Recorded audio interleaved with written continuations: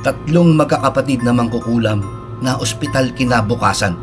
May isang lalaki sa probinsya ng Antique na napansin na lamang na biglang nanghina.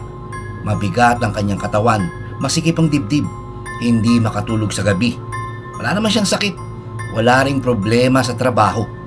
Hanggang napag-alaman niyang may tatlong magkakapatid pala sa lugar na ito na naiinggit sa kanya dahil sa kanyang negosyo at balak siyang ulamin. May nakapagsabi sa kanya na gamitin niya ang Kaligon bracelet. Sinabihan daw siya na isuot ito palagi, lalo na kapag bumigat ang kanyang pakiramdam. Kinabukasan, kumalat ang balita.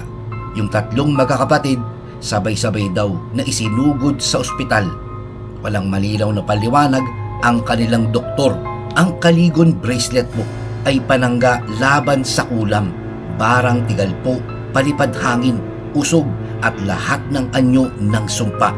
Kaya ito naging epektibo dahil sa rebuelta o pagbabalik ng sumpa sa nagpadala nito.